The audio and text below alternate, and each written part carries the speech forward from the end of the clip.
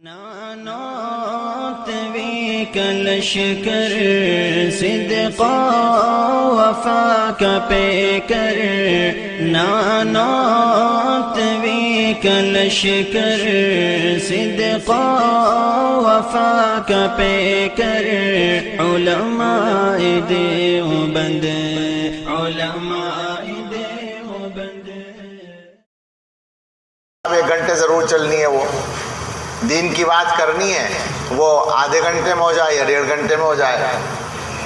بات تو ٹھیک سمجھ میں آ رہی ہے نا؟ بات یہ چل رہی ہے تو اچھی طرح سے سمجھ لیں کہ یہ جو گھروں کے اندر بگاڑ ہے، اپنے بچوں کو سمجھائیے. جن کی شادیاں آپ کرتے ہیں جوان لڑکوں کی، جوانوں کو تو ظاہر ہے کہ کچھ تجربہ بھی نہیں ہوتا اور عقل بھی نہیں ہوتی، وہ زیادہ گڑبڑ کرتے ہیں اور اس کے بعد غصہ آنے پر طلاق دیتے ہیں. گالی بنا رکھا ہے طلاق کو. اول تو بیوی کو گالی ہی دینے کا کون سا وہ ہے اختیار، جائز ہی نہیں ہے. گالی زبان سے نکالنا جائز کب ہے؟ بھئی غصے میں کوئی بات اگر آدمی کہنا چاہے، ہلکی سی کوئی بات کہہ دے. اور صحیح تو یہ ہے، زندگی صحیح گزارنے کا طریقہ یہ ہے کہ غصہ آئے تو چپ ہو جاؤ. ہم لوگوں کا کیا حال ہے؟ غصے میں بولیں گے، نارمل حالت میں نہیں بولتے. کیا خیال ہے؟ گھر میں بیوی کے ساتھ، یعنی بیوی غلطی کر رہی ہے اور ہمیں غصہ نہیں آ رہا تو چاہے جو کر لے ہم راضی ہیں، اور اگر غصہ آ رہا ہے تو چاہے وہ جتنی اچھی ہو وہاں ہم بولیں گے. غصے میں بول کر ہم کام خراب کرتے ہیں. میرے کہنے کا یہ مطلب نہیں ہے کہ سارے گھروں میں ایسا ہی ہوتا ہے، کہیں کہیں بیوی کی بھی زیادتی ہوتی ہے. اور معلوم ہے ہمیں، اگر وہ ذرا طاقتور ہے، یعنی ذرا بڑے گھر کی ہے، تو پھر وہ مرغا بنا دیتی ہے. ایسا بھی ہوتا ہے. وہ غلط ہے، اس کو بھی سمجھانا ہے، اس کی بھی تربیت ضروری ہے. لیکن بہرحال گھروں کے ماحول کو ٹھیک کریے. سکون نہیں ہے ہمارے گھروں میں. سکون کیوں نہیں ہے؟ اس وجہ سے کہ ایک دوسرے کی رعایت نہیں ہے. حالانکہ دنیا میں سب سے زیادہ محبت کا رشتہ یہی ہے. آپ کہیں گے کہ یہ تو غلط بات ہے، ماں باپ کو ہوتی ہے سب سے زیادہ محبت. ماں باپ کو اولاد سے بے شک سب سے زیادہ محبت ہوتی ہے، اور اولاد کو بھی ماں باپ سے اچھی خاصی ہوتی ہے. سب سے زیادہ نہیں کہہ رہا میں، ماں باپ کو اولاد سے سب سے زیادہ محبت ہوتی ہے، اولاد کو ماں باپ سے اچھی خاصی محبت ہوتی ہے. لیکن ایمانداری سے بتاؤ، شوہر بیوی، اگر شوہر کہیں جائے گا تو بیوی ساتھ جائے گی یا ماں باپ جائیں گے؟ اس کے ساتھ کون جائے گا؟ بیوی جائے گی نا. کہیں مثلا کاروبار ہے شوہر کا یا ملازمت ہے، تو وہاں پہ اس کے ساتھ رہنے کے لیے کون جائے گا؟ بیوی جائے گی. ماں باپ چھوٹ جائیں گے. یہ رشتے جو ہیں، جب قرآن یہ کہتا ہے وَجَعَلَ بَيْنَكُمْ مَوَدَّةً وَرَحْمَةً، اللہ نے بیویاں بنائی اور تمہارے درمیان محبت اور خیر خواہی، مہربانی رکھ دی. کیا مطلب ہے اس کا؟ پہلی بات تو یہ، شادی ہوئی، وہ لڑکا لڑکی جو ایک دوسرے کو جانتے بھی نہیں تھے، اکثر تو یہی ہوتا ہے، دیکھا بھی نہیں، ملاقات ہوتے ہی محبت پیدا ہو جاتی ہے. ایک تو یہ ہوا. اور اس کے بعد مہربانی کا عالم یہ، کاروبار کا مسئلہ اگر آئے گا تو بیوی جو ہے وہ اپنے بھائی کا ساتھ دے گی یا شوہر کا؟ بتاؤ ایمانداری سے. کاروبار میں اختلاف ہوگا اگر، تو شوہر کا ساتھ دے گی یا بھائی کا؟ شوہر کا ساتھ دے گی. اس کا مطلب کیا ہوا؟ ایک دوسرے کے لیے سب سے زیادہ مہربان ہیں. یہ رشتہ ایسا ہے، مگر ہم لوگوں نے مصیبت بنا رکھا ہے. تو گھروں کے ماحول کو بھی بدلیے. آج ہی ایک مولانا صاحب مجھے فرما رہے تھے کہ تم جو یہ تقریروں میں نصیحت کرتے ہو تو بہت سے لوگوں کو گھروں کے کام کرنے پڑ رہے ہیں. بہت اچھا ہے. میں جگہ جگہ یہ بات کہتا ہوں، ہندوستان میں بہت سی جگہ پر میں نے یہ مضمون بیان کیے ہیں، اور فائدہ ہوا ہے اس کا الحمدللہ، عورتوں میں مقبولیت حاصل ہوئی،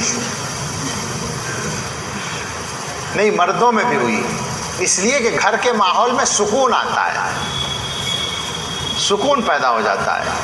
بھائی مزہ تو اسی میں ہے کہ آدمی آرام سے رہے، آرام کیا ہے؟ سکون رہے دل کو۔ تو اصل بات تو ہم کر رہے تھے کہ یہ دنیا اللہ کی دنیا ہے، اس میں اللہ کی بات چلتی ہے اور کسی کی نہیں چلتی، تو اللہ میں ایسے لڑکے کون سکون سے رہ سکتا ہے؟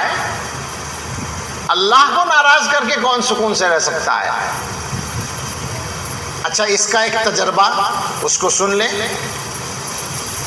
سوچ کے بتائیے، ہاتھ اٹھا دیجئے وہ آدمی جن کو جو بالکل ہمیشہ آرام اور سکون کی زندگی گزار رہا ہو، وہ آدمی ہاتھ اٹھائے۔ ایک تو ہے فطری غم، بھائی کسی کے رشتہ دار کا انتقال ہو گیا، غم، وہ غم نہیں، وہ تو کسی کو بھی ہو سکتا ہے۔ سکون کی زندگی جو گزار رہا ہو وہ ہاتھ اٹھائے۔ ہوں گے، میں یہ نہیں کہتا کہ اس مجمع میں کوئی نہیں ہے، دو چار تو ہوں گے ضرور، مگر دو چار ہی ہوں گے، دو چار سے زیادہ نہیں ہوں گے جی، بس چند لوگ ہیں نظر آتا ہے۔ وہ کون ہوں گے؟ وہی ہوں گے جنہوں نے اپنے اللہ کے ساتھ معاملہ ٹھیک کر رکھا ہے۔ باقی لوگوں میں جو بے چینی ہے، ہم سے لوگ بات کرتے ہیں نا تو سب سے بڑی شکایت یہی ہوتی ہے سکون نہیں ہے، گھبراہٹ رہتی ہے، پریشانی رہتی ہے۔ اچھا پریشانی جو ہے وہ کیوں ہے؟ ایک تو اس لیے کہ اللہ تعالیٰ کی شریعت پہ عمل نہیں ہے، تو جب اللہ کی شریعت پہ عمل نہیں کرو گے تو بھیا اللہ تعالیٰ ناراض ہوں گے، تو مالک کی ناراضی کا تو اثر پڑتا ہے نا۔ یعنی آپ کسی کے گھر میں جائیں اور وہاں جا کے اس کے مزاج کے مطابق بیٹھیں رہیں تو آپ کی عزت ہوگی، آپ خوش ہوں گے، اور اگر آپ اس گھر والے سے جا کے لڑنے لگیں تو کیا ہوگا؟ سکون رہے گا؟ نہیں رہے گا نا۔ کیوں؟ اپنے گھر میں سکون ہے، اس کے گھر میں کیوں نہیں آپ کو سکون؟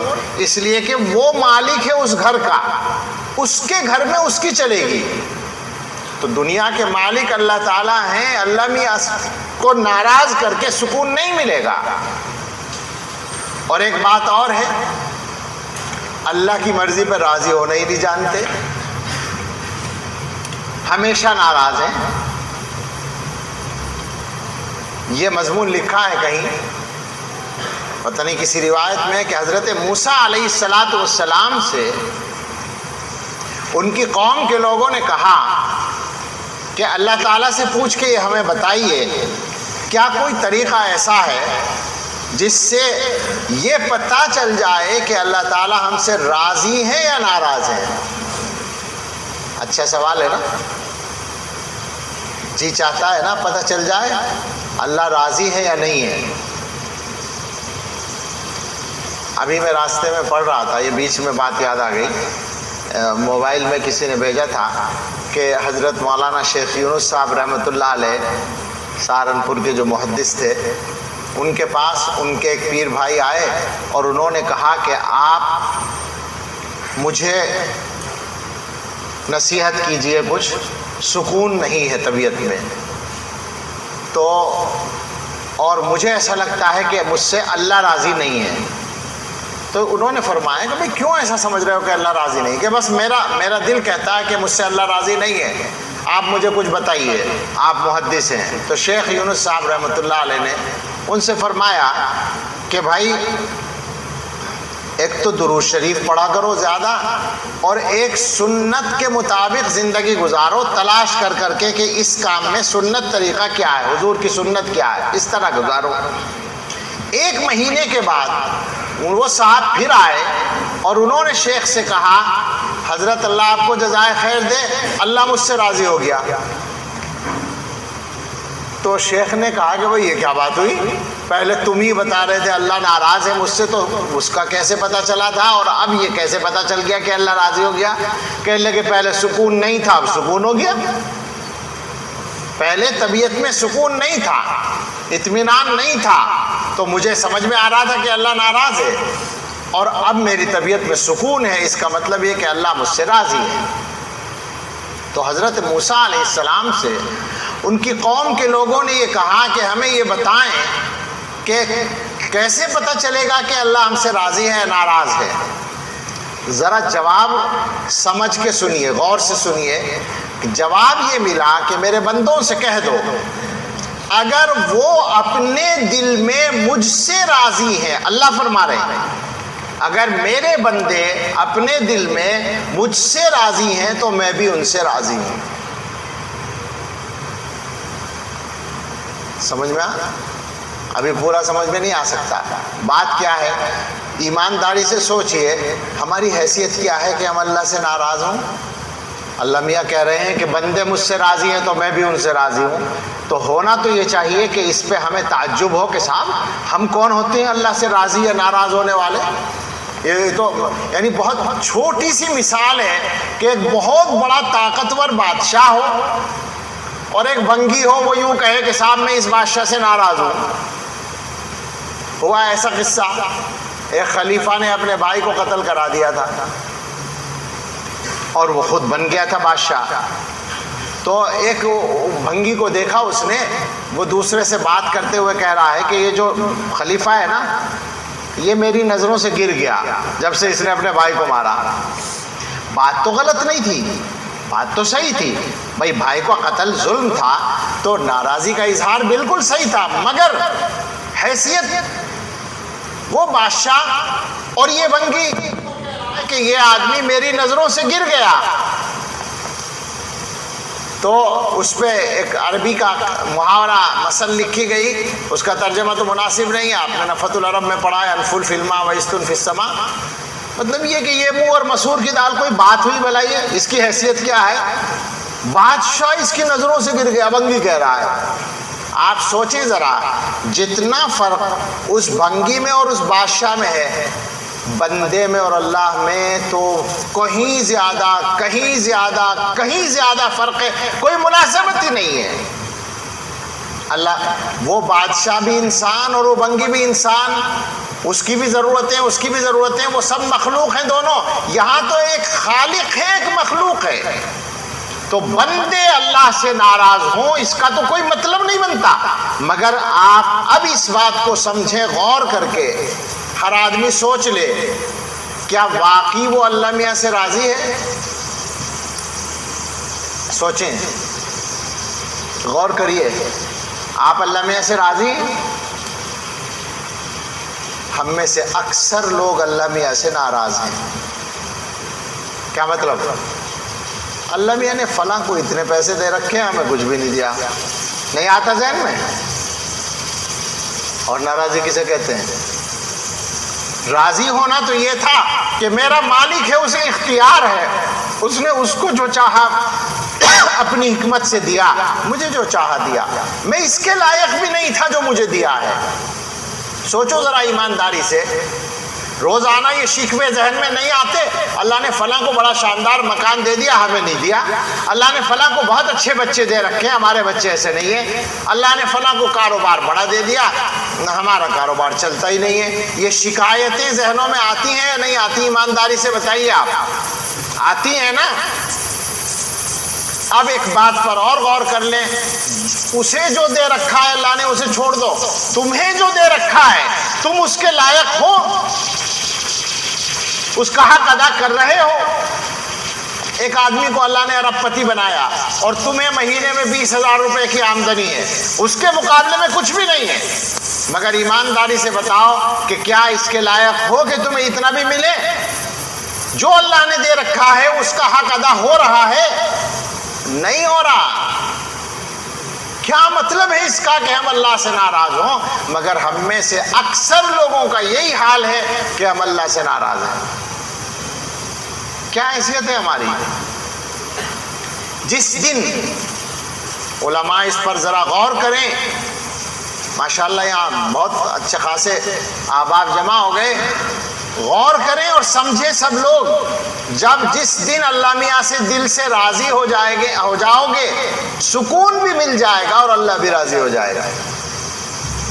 تو ہم سب دل میں سوچ لیں، اے اللہ آپ نے جو دے رکھا ہے ہم اس کے لائق نہیں ہیں، ہم سے اس کا حق ادا نہیں ہوتا۔ مانگنے پہ پابندی نہیں ہے، مانگو جتنا چاہے مانگو، اس میں کوئی پابندی نہیں ہے۔ بھئی مجھے اللہ نے 20,000 روپے مہینے کی آمدنی دی ہے، 30,000 کی دی ہے، میں اللہ سے کہوں اللہ میری آمدنی 1,00,000 روپے مہینہ کر دے یا 1 کروڑ کر دے، کوئی پابندی نہیں لگی ہوئی ہے، چاہے جو مانگو اللہ سے، صرف اللہ سے مانگو۔ میں نے آج ہی سنایا وہاں بھی حضرت کا قصہ کہ ایک صاحب نے، باہر کے ملک کی بات ہے، پتہ نہیں کیا ان کے دل میں آیا، انہوں نے کہا کہ اللہ مجھے 1 کروڑ ڈالر دے دے۔ 1 کروڑ ڈالر کا مطلب آج کل 70 کروڑ روپے کم سے کم۔ اب سوچئے ذرا، ہمارے سامنے اگر کوئی کہے اللہ بھی ایسے کہ اللہ مجھے 70 کروڑ روپے دے دے، یوں ہی بیٹھا ہوا کوئی آدمی کہنے لگے، تو ایسے ہی اس نے کہا کہ اللہ مجھے 1 کروڑ ڈالر دے دے، تو برابر میں ایک صاحب بیٹھے تھے، وہ کہنے لگے 1 کروڑ؟ تو حضرت نے فرمایا کہ آپ سے نہیں مانگا، اللہ سے مانگ رہا ہے۔ بھئی آپ کے لیے ہوگا 1 کروڑ بہت بڑی چیز ہے، اللہ کے لیے تو کچھ نہیں ہے، یہ تو اللہ سے مانگ رہا ہے، آپ کو کیا پریشانی ہے؟ آپ سے کہتے کہ صاحب 1 کروڑ تو بہت ہوتے ہیں، لیکن اللہ کے لیے تو کچھ بھی نہیں ہے۔ تو اللہ سے مانگیے، جو جی چاہے مانگیے، مگر دل میں یہ رکھیے کہ اللہ جو کچھ آپ نے مجھے دیا ہے میں اس کا حق ادا نہیں کرتا۔ اگر کسی کو اللہ نے صرف 1 جوڑ کپڑا دیا ہے اور رہنے کے لیے 1 چھپر دیا ہے خالی، اور کھانے کے لیے صرف دال روٹی ایک وقت دے رکھی ہے، ایمانداری سے بتاؤ بندہ کیا اس کا بھی حق ادا کر سکتا ہے؟ نہیں حق ادا ہوتا۔ تو ہم سب اپنے دلوں سے شکایت نکال دیں، اللہ جو کچھ آپ نے دیا ہم اس کے لائق نہیں ہیں، آپ کا صرف کرم ہے، فضل ہے کہ آپ نے دیا ہے۔ ہم نے یک طرفہ کام کر رکھا ہے، اللہ سے اپنا حق مانگتے رہو، اللہ کا کوئی حق نہیں ہے، نماز ہی پڑھنے کو تیار نہیں ہے۔ کھلے کھلے گناہ ہمارے ماحول میں عام ہیں۔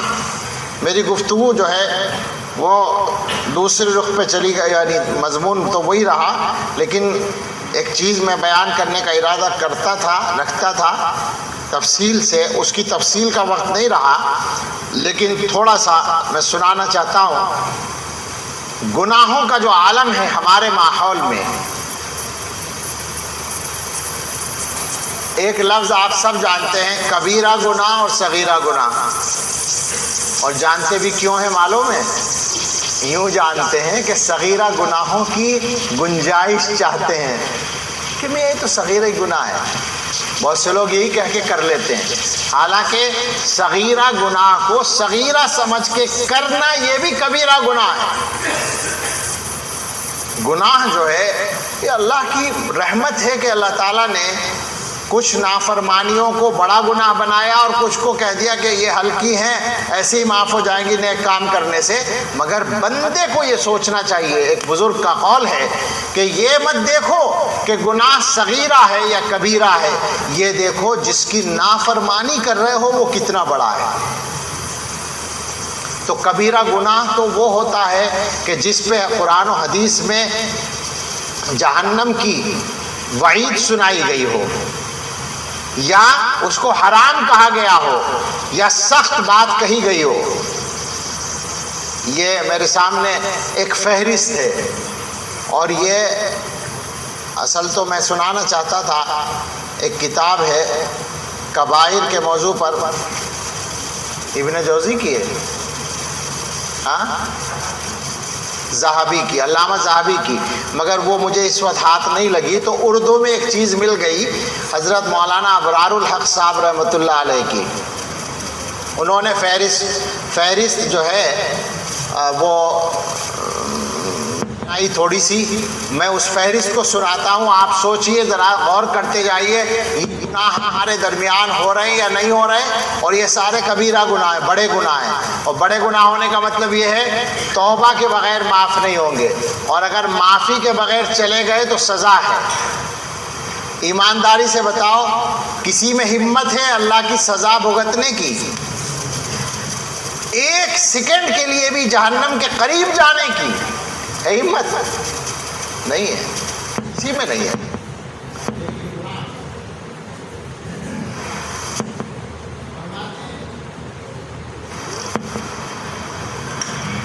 ہاں چل گیا، فہرست ہی شمار کر سکتا ہوں، اب ٹائم زیادہ ہو رہا ہے۔ حقارت سے کسی پر ہنسنا، یعنی کسی کو حقیر سمجھ کے مذاق اڑانا، بتاؤ اڑاتے ہیں یا نہیں بہت سے جوان؟ گناہ کبیرہ ہے، توبہ نہیں کرو گے تو معاف نہیں ہوگا۔ بدگمانی کرنا، بدگمانی کا مطلب ہوتا ہے ہمیں صحیح بات نہیں معلوم مگر ہم دل میں سوچ رہے ہیں کہ یہ آدمی تو خراب ہے، یہ آدمی ایسا ہے، یہ بدگمانی گناہ کبیرہ ہے۔ بلا وجہ کسی کو برا بھلا کہنا، شرعی وجہ کے بغیر گناہ کبیرہ۔ طعنہ دینا، طعنہ دینے کا مطلب کیا ہے؟ ایک آدمی میں کوئی عیب ہے، سب کے سامنے آپ کہہ رہے ہیں کہ میاں اچھا یہ حرکتیں ہو رہی ہیں، یہ طعنہ ہے۔ اور بھی طعنے کی صورتیں ہیں، گناہ کبیرہ ہے۔ برے لقب سے پکارنا، رکھ لیتے ہیں نا لوگوں کے لقب اور آواز دے رہے ہیں اسی لقب سے، کسی کا نام بگاڑ دیتے ہیں، کچھ کر لیتے ہیں، یہ گناہ کبیرہ ہے۔ کسی کا عیب تلاش کرنا، بتاؤ عام ہے نہیں بالکل ہمارے ماحول میں؟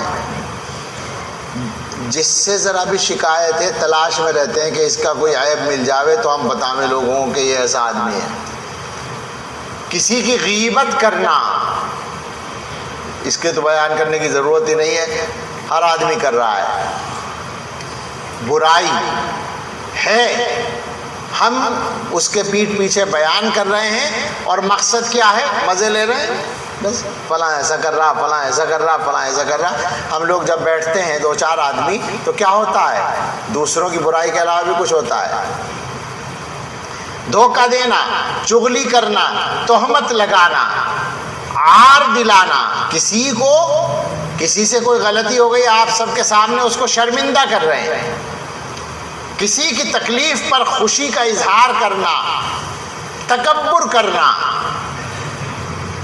اب تفصیل میں جانے کا موقع نہیں، میں جلدی سے کچھ فہرست پڑھتا ہوں۔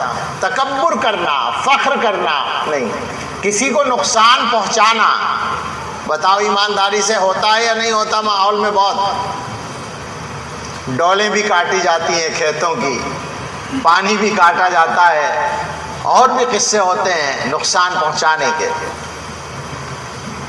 قدرت کے باوجود ضرورت مند کی مدد نہ کرنا، عجیب بات لکھی ہے، یعنی ایک آدمی واقعی ضرورت مند ہے اور آپ اس کی مدد کر سکتے ہیں مگر نہیں کر رہے، یہ گناہ کبیرہ ہے۔ کسی کی آبرو کو ٹھیس پہنچانا، کتنا عام ہے، بالکل عام ہے، دوسرے کی آبرو کو تو ہم کچھ سمجھتے ہی نہیں۔ اپنے چھوٹوں سے بے رحمی کا سلوک کرنا، کتنے ہی لوگ ہیں، بعض تو اپنے بچوں پہ ظلم کرتے ہیں، بیویوں پہ کرتے ہیں، جو بھی آپ سے کمزور ہے اس کے ساتھ بے رحمی کرنا یہ بہت خطرناک گناہ ہے۔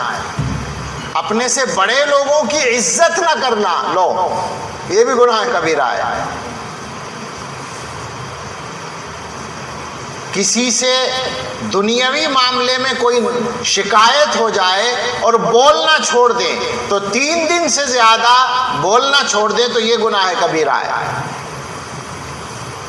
کسی جاندار کی تصویر بنانا، کسی دوسرے کی زمین پر دعویٰ کر دینا، بلا عذر بھیک مانگنا، یہ بھی گناہ کبیرہ ہے۔ مجبوری نہیں ہے، بھیک مانگ رہے ہیں، پیشہ ور دیکھا ہوگا آپ نے، بعضے تو ایسے ہیں کہ لکھپتی ہیں مگر بھیک مانگتے ہیں، یعنی وہ باقاعدہ ذریعہ معاش ہے۔ ہمارے استاذ رحمۃ اللہ علیہ تھے، وہ بتاتے حضرت مولانا ریاست علی صاحب نے سنایا، ان کی گلی سے ایک آدمی گزرتا تھا، کچھ بیچتا تھا چیزیں چھوٹی موٹی جیسے ٹھیلے پہ بیچتے ہیں۔ کچھ دنوں کے بعد دیکھا کہ بھیک مانگ رہا ہے، تو حضرت نے اس سے پوچھا کہ میاں تم تو کام کرتے تھے وہ کیوں چھوڑ دیا؟ کہنے لگے اس میں پڑھتا نہیں آ رہا تھا۔ بھیک مانگنی شروع کر دی. بدکاری کرنا, چوری کرنا, داڑھی منڈانا, بیان نہیں کیا جاتا جلدی سے, اس لیے کہ سامنے بہت سارے لوگ ایسے بیٹھے ہوتے ہیں اور ان کو شرم آتی ہے. جب ان کو شرم آتی ہے تو ہمیں بھی آنے لگتی ہے. مگر کیا کریں, گناہ کو گناہ کہا جائے یہ ضروری ہے, کم سے کم پتہ تو رہے کہ گناہ ہو رہا ہے. اگر گناہ کو گناہ بھی نہ سمجھا جائے تو یہ خطرناک بات ہے. کافروں اور فاسقوں کا لباس پہننا, مردوں کا عورتوں جیسا حلیہ بنانا آج کل بہت چل رہا ہے. چوٹیاں باندھنے لگے مرد, نہیں چوٹی باقاعدہ گندھی ہوئی چوٹی جسے عورتیں گوندتی ہیں. یعنی میں نے بہت پہلے کی بات ہے, شاید 20 سال پہلے 25 سال پہلے پہلی بار دیکھا کسی مرد کو. میں جوان تھا اس وقت, زیادہ تجربہ بھی نہیں تھا. آگرے میں جا رہا تھا, اچانک کہ ایک چوٹی کسی کی محسوس ہوئی تو میں نے نگاہ نیچی کر لی کہ کوئی عورت آ رہی ہوگی, لیکن سامنے سے مڑ کے پھر وہ سامنے آ گیا تو دیکھا داڑھی ہے, یعنی داڑھی منڈی ہوئی ہے. پتہ چلا کہ وہ آدمی ہے, مرد ہے. عورتوں کو مردوں کا سا حلیہ بنانا. مولانا تقی عثمانی صاحب نے لکھا ہے کہ کہیں کھیل ہو رہا تھا, کوئی کرکٹ یا کچھ بھی, تو تماشا دیکھنے والے جو کھڑے تھے, ایک کھلاڑی نے بہت بڑھیا گویا کھیل دکھایا اپنا, تو ایک صاحب نے برابر والے صاحب سے کہا بھائی بڑا شاندار کھیل رہا ہے یہ لڑکا. تو وہ صاحب بولے کہ یہ لڑکا نہیں ہے, لڑکی ہے, اور میری لڑکی ہے. تو وہ ان صاحب نے کہا بھائی واہ, پھر تو آپ بڑے خوش نصیب باپ ہیں. کہنے لگے باپ نہیں, میں ماں ہوں اس کی.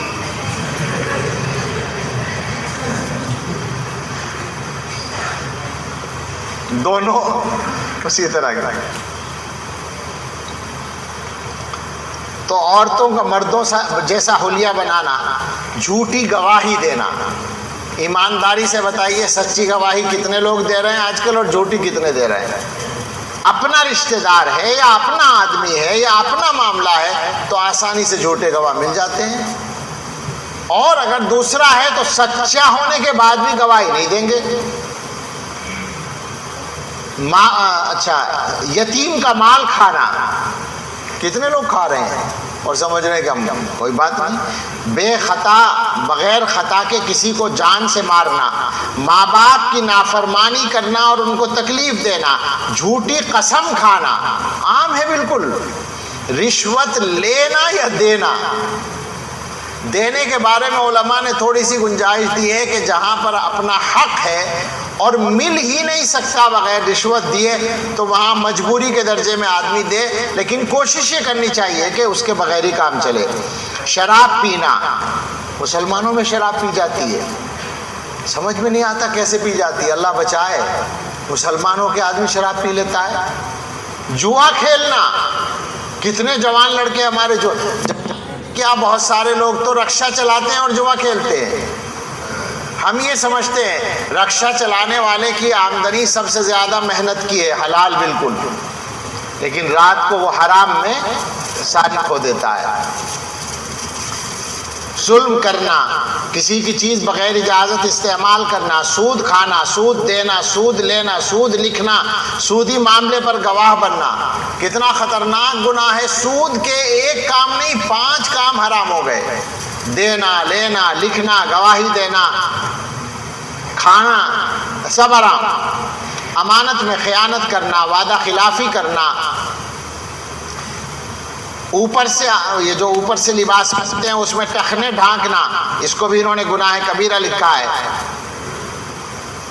نماز قضا کرنا, شرعی پردہ نہ کرنا, شریعت کے مطابق میراث تقسیم نہ کرنا. کہاں ہو رہی ہے؟ لڑکیوں کا حق کہاں دیا جا رہا ہے؟ یہاں پانی مرتا ہے سب کے یہاں, آوے کا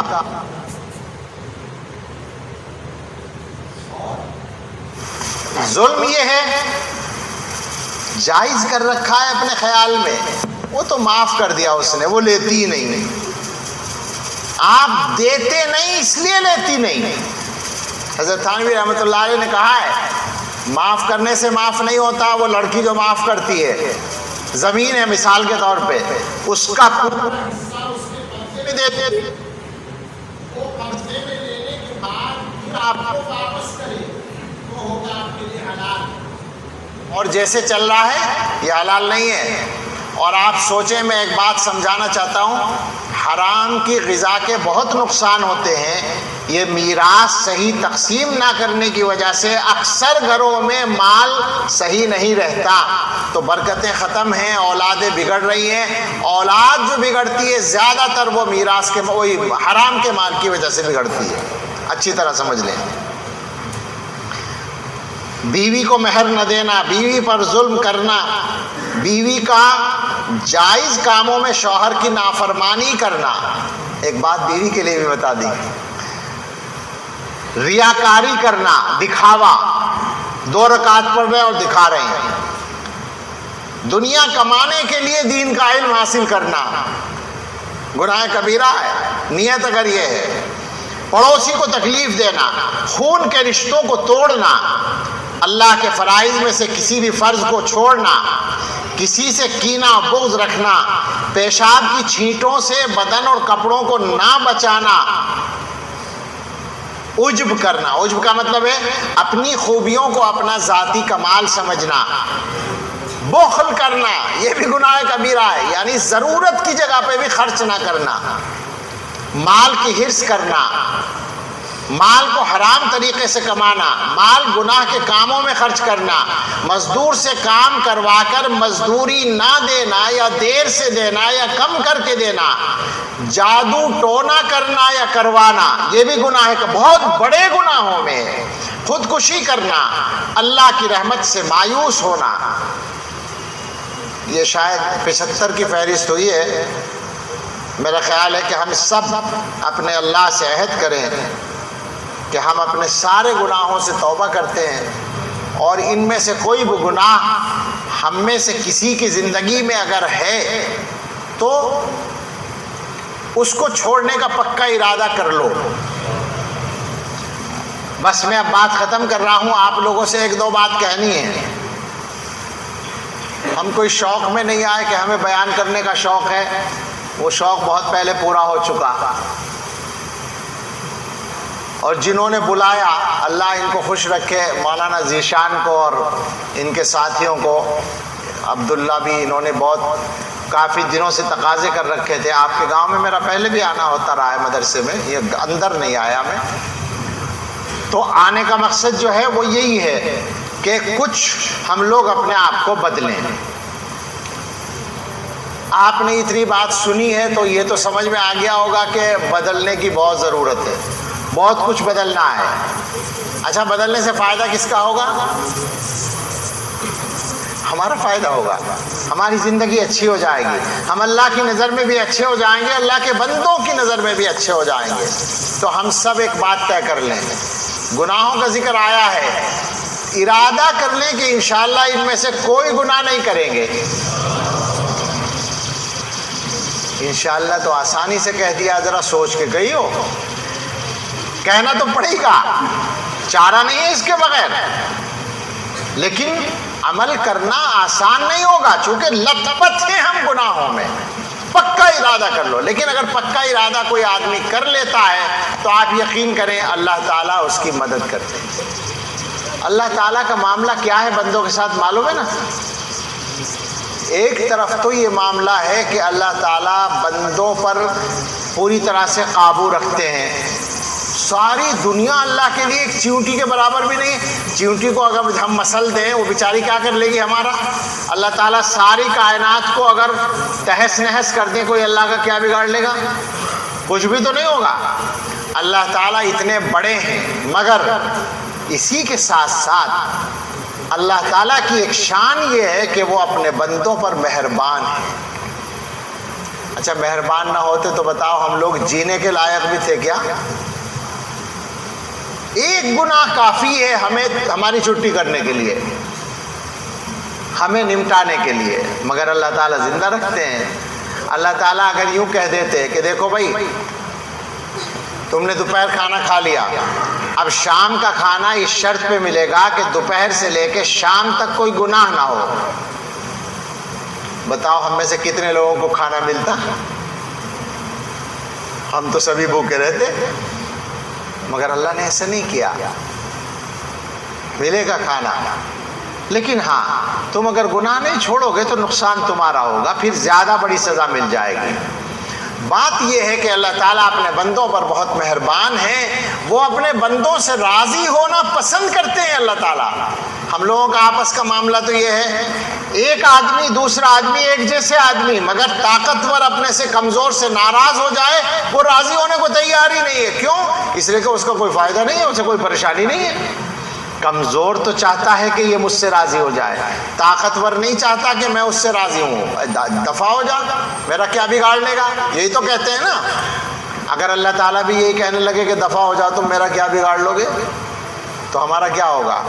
مگر اللہ کی مہربانی یہ ہے بندوں کے ساتھ کہ اللہ تعالیٰ یہ نہیں کہتے، اللہ تعالیٰ تو یہ فرماتے ہیں کہ میں تم سے راضی ہونا پسند کرتا ہوں، تم توبہ کرو میں قبول کروں گا۔ قرآن میں وعدہ کر رکھا ہے قبول کرنے کا۔ اچھا کتنی مرتبہ کریں گے اللہ میاں؟ اللہ نے فرمایا کر لو توبہ، سچی توبہ کرو، دل سے کرو۔ اللہ میاں پھر گناہ ہو جاتا ہے ہم سے تو پھر کر لو توبہ، پھر ہو جاتا ہے بعض دفعہ، پھر کر لو توبہ۔ اگر تم ایمانداری سے توبہ کر رہے ہو، ایک دن میں اگر 70 مرتبہ بھی توبہ توڑ کے پھر تم توبہ کرنے کے لیے میرے پاس آؤ، میں پھر بھی کے لیے تیار ہوں۔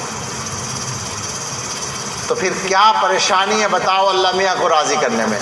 دنیا میں سب سے زیادہ آسان ہو گیا اللہ کو راضی کرنا۔ ایک بات اور سن لیں، پرانی ہی بات ہے، ہمارے بہت سے بھائیوں کے ذہن میں یہ ہوگا کہ جی توبہ تو کر لیں مگر گناہ پھر بھی ہو جاتا ہے، بچا نہیں جاتا۔ جوانوں کی شکایت بہت ہے، یہ ہے نا، توبہ پھر ہو جاتا ہے۔ ہم ایک سوال کرتے ہیں، کپڑے دھو تو لیں مگر پھر میلے ہو جاتے ہیں تو کیا فائدہ دھونے سے؟ کیا خیال ہے؟ کوئی کرتا ہے یہ؟ یا غسل کر تو لے مگر اب غسل کیا 2 گھنٹے بعد پھر پسینہ آ جاتا ہے تو کیا فائدہ غسل کرنے سے، نہانے سے کیا فائدہ؟ چلتی ہے کہیں یہ منطق؟ نہاتے ہیں، اب بدبو آ گئی بدن میں، نہا لو، پھر آئے گی، پھر نہا لیں گے، پھر آئے گی، پھر نہا لیں گے۔ کپڑے میلے ہو گئے دھو لو، پھر میلے ہوں گے، پھر دھو لیں گے۔ بس یہی معاملہ ہے، توبہ کر لو، پھر گناہ ہوگا، پھر توبہ کریں گے، پھر گناہ ہوگا، پھر توبہ کریں گے۔ قیامت میں حدیث میں آیا ایک بندہ آئے گا اللہ تعالیٰ کی بارگاہ میں، اور اللہ تعالیٰ اس کو سنائیں گے اس کے گناہ، تو نے یہ کیا، یہ کیا، یہ کیا، وہ سارے سنے گا۔ پھر وہ یہ کہے گا اللہ تعالیٰ سے کہ یا اللہ گناہ تو تھے مگر میں توبہ بھی کرتا تھا، ذرا سمجھیے گا اس بات کو۔ اللہ تعالیٰ سے بندہ کہے گا کہ یا اللہ گناہ تو ہوتے تھے مگر میں توبہ بھی کرتا تھا، جب بھی گناہ ہوتا تھا میں توبہ کرتا تھا۔ تو اللہ تعالیٰ فرشتوں سے کہیں گے ذرا دیکھنا اس کے نام اعمال میں ہے توبہ؟ پتہ ہے اللہ کو، لیکن پھر بھی اللہ تعالیٰ ظاہر کرنے کے لیے فرمائیں گے۔ فرشتے کہیں گے کہ ہاں یا اللہ توبہ ہے اس کے نام اعمال میں، اس نے بہت گناہ کیے مگر ہر گناہ کے بعد یہ توبہ بھی کر لیا کرتا تھا۔ تو اللہ تعالیٰ فرمائیں گے کہ میرا یہ بندہ گناہ کرتا رہا مگر توبہ بھی اس نے نہیں چھوڑی، اس کو انہی لوگوں میں شامل کر دو جو استقامت والے تھے اور اسے جنت میں لے جاؤ۔ تو ہم کم سے کم ایسے ہی بن جائیں۔ اچھا درجہ تو یہ ہے کہ ہم گناہ بالکل چھوڑ دیں، دل سے ہمیشہ یہی ارادہ ہو، لیکن اگر خدا نہ خواستہ ایسا نہیں ہو سکا تو کم سے کم اللہ کی بارگاہ میں وہ کام ہو جائے گا کہ یا اللہ ہم توبہ کرتے تھے، پھر گناہ ہو جاتا تھا، پھر توبہ کر لیتے تھے۔ شیطان نے اور نفس نے ہم سے گناہ کرانا نہیں چھوڑا، ہم نے توبہ کرنا بھی نہیں چھوڑا، اللہ معاف کر دیجئے۔ یہ کہنے کا ہمیں موقع رہے گا۔ اللہ تعالی ہم سب کو اپنے سچے توبہ کرنے والے بندوں میں شامل فرما لے۔